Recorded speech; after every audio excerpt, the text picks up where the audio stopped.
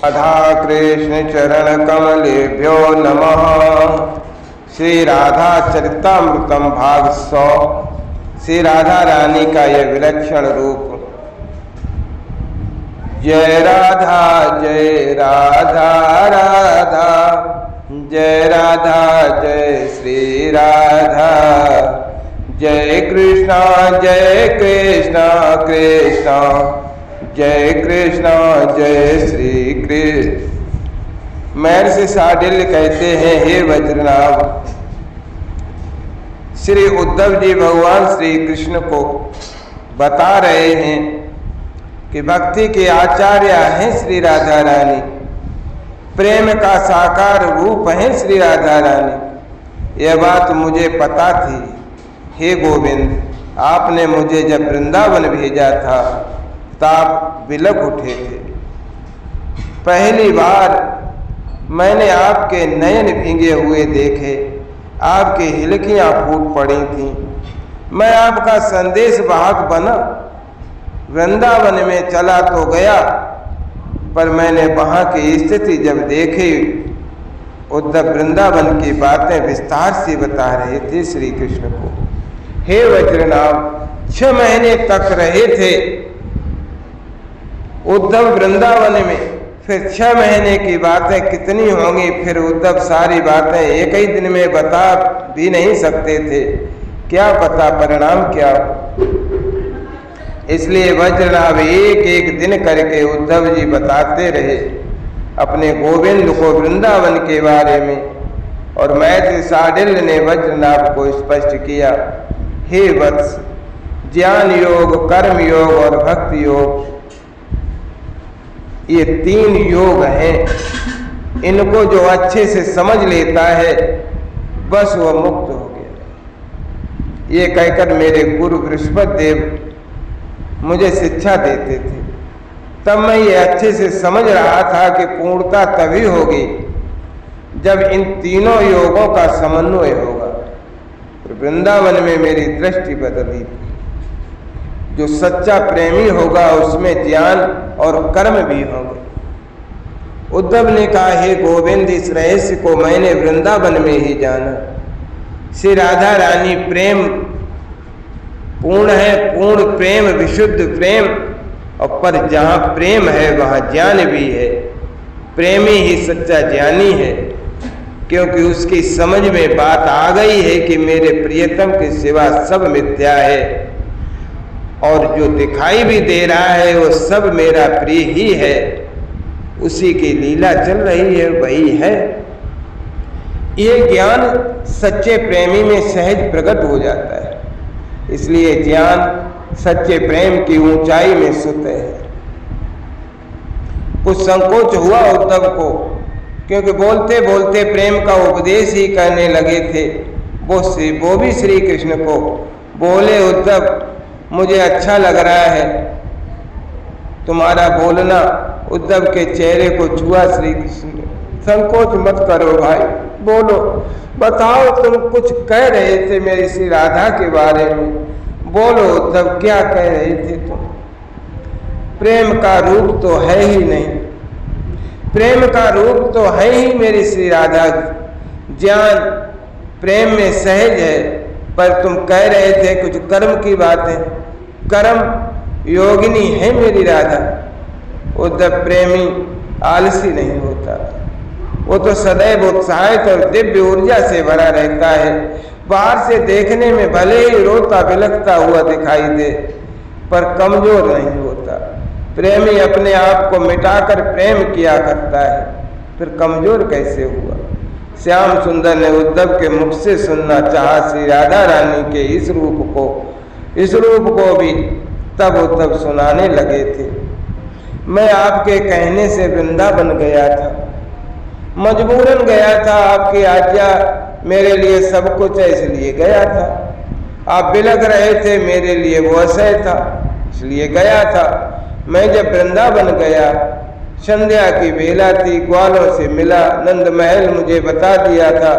मैं महल में जाकर मैया बाबा सबसे मिला। रात भर आपकी ही चर्चा होती रही।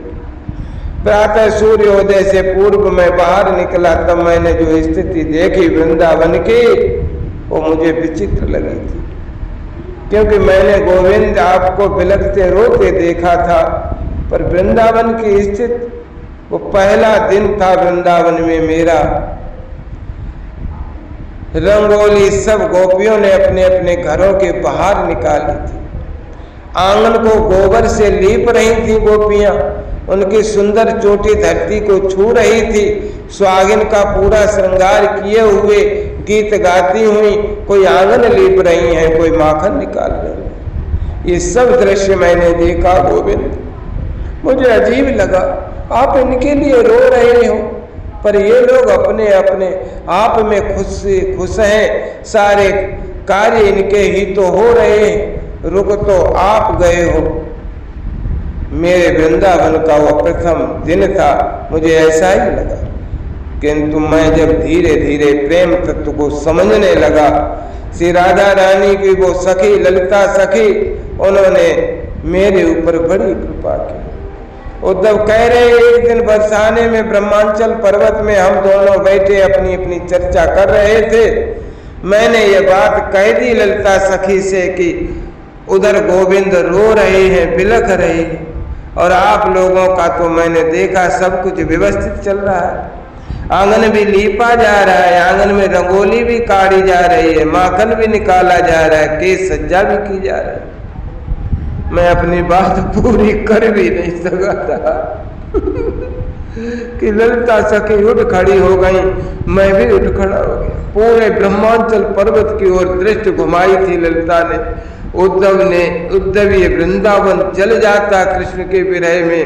हाँ, यहाँ की ये गोपियां, गोप, पशु, पक्षी, वृक्ष सब जल कर राख हो जाते, पर हमारी स्वामिनी ने सबको बचा कर रखा है। ललिता ने अपने आंसू पहुंचे ये कहते हुए, उद्धव तुम जो देख रहे हो ना, ये आंगन लीपना, गोपियों द्वारा नित्य पहले की तरह रंगोली काटना, गृह कार्य करना, इसकी प्रेरणा देने वाली भी हमारी स्वामिनी श्री राधा रानी। ललिता सखी ने उद्धव को घटना सुनाई थी जब वृंदावन से चले गए थे कृष्ण, और उस समय जो दशा हुई थी वृंदावन, भोजन करना छोड़ दिया था। गोप गोपी क्या जीते, गोप गोपी ही नहीं वन्य जीवों ने भी। उद्धव तुम नहीं समझोगे विरह के कष्ट को, प्राण चले जाए वह ठीक है, पर प्रियतम न जाए। ललिता सखी ने कहा, 10 दिन हो गए, बस रो रहे हैं, गोपियां बेसुध हैं। गोप बालक मथुरा की सीमा में पागलों की तरह खड़े देखते रहते हैं। गौओं ने भी घास चरना छोड़ दिया था। ऐसी स्थिति वृंदावन की हो गई थी। उद्धव उस समय हमारी स्वामिनी श्री राधा ने इस वृंदावन को संभाला। हम अष्ट सखियां नित्य श्री जी की सेवा में लगी रहती हैं। उस दिन हमने देखा श्री राधा रानी अपने आंसुओं को पहुंचकर उठ खड़ी हुई थी, अद्भुत तेज से चमक रही थी हमारी लाडली। हम सब उनके पीछे चलती गईं। वो वृंदावन में जाकर सबको संबोधित करने लगी थी। एक कदम्ब है, उसी कदम्ब के नीचे खड़ी हो गई श्री राधा रानी और उनकी अद्भुत बात। क्षणों में ही सब ग्वाल गोपी गौए पक्षी सब इकट्ठे हो गए थे। उद्धव उस दिन की अद्भुत बोली थी हमारी स्वामिनी की, दिव्य था। उद्धव कर्मयोग पर श्री राधा ने सहज संदेश दिया था। ललिता सखी बोली, मैं राधा बरसाने की अधिपति श्री वृषभान गोप की पुत्री, मैंने प्रेम किया श्याम सुंदर से। वो चले गए, अब पता नहीं आएंगे या नहीं, हम मिलेंगे या नहीं, कुछ पता नहीं। तो क्या इसका मतलब ये है कि हम इस जीवन को ही समाप्त कर? मैं राधा अगर चाहती तो इस देह को त्याग कर अपने दुख कष्ट को कम कर सकते थे, या मैं इस संसार को त्याग कर जंगल में जाकर जोगन बन सकते थे। पर नहीं, प्रेम हमारी कमजोरी नहीं है, प्रेम हमारी शक्ति है, प्रेम हमारी ताकत है। हे वृंदावन वासियों, हीनता का त्याग करो। प्रेम करना कमजोर व्यक्ति का काम नहीं है, इसके लिए बहुत ही हिम्मत चाहिए। फिर क्यों आप लोग इस तरह हीनता को अपने जीवन में स्थान दे रहे? बोलते बोलते लाल मुखमंडल हो गया था श्री राधा का। ऐसी हीनता न मुझे प्रिय है, न हमारे प्रियतम श्याम सुंदर को प्रिय है। उठो और कर्म करो, कर्म का त्याग उचित नहीं है। श्री राधा रानी ने स्पष्ट कहा था, इस तरह अन्न जल का परित्याग करना हमारे प्रियतम को प्रिय नहीं है। कर्म का त्याग होना अलग बात है, पर कर्म का त्याग करना ये पाप है, अपराध है। हे ब्रजवासियों, कैसा प्रेम है तुम्हारा? क्या प्रियतम की प्रियता में अपनी प्रियता को मिला देना ही प्रेम नहीं है? अगर है तो आज से हम सब अपने घरों का ध्यान रखेंगे, अपने बालकों को संभाल करेंगे, भोजन इत्यादि इच्छा न होने के बाद भी ग्रहण करेंगे, गौचारण के लिए जाएंगे, तभी हमारे श्याम सुंदर प्रसन्न होंगे। क्या आप लोग नहीं चाहते कि श्याम सुंदर प्रसन्न हो? उद्धव, हमारी स्वामिनी का यह रूप अलग ही था, हम सब देखते रहे। सब ब्रजवासियों ने हमारी स्वामिनी की बातों को स्वीकार किया, गोपियों को समझाया श्री राधा रानी। तो उद्धव तब जाकर ब्रजवासी कर्म में लगे थे। कितने सुंदर ढंग से कर्म योग की शिक्षा दी थी हमारी श्री राधा रानी। हे गोविंद, मैं आनंदित हुआ था ललिता सखी के मुखार बिंद से श्री राधा रानी का यह संदेश सुनकर।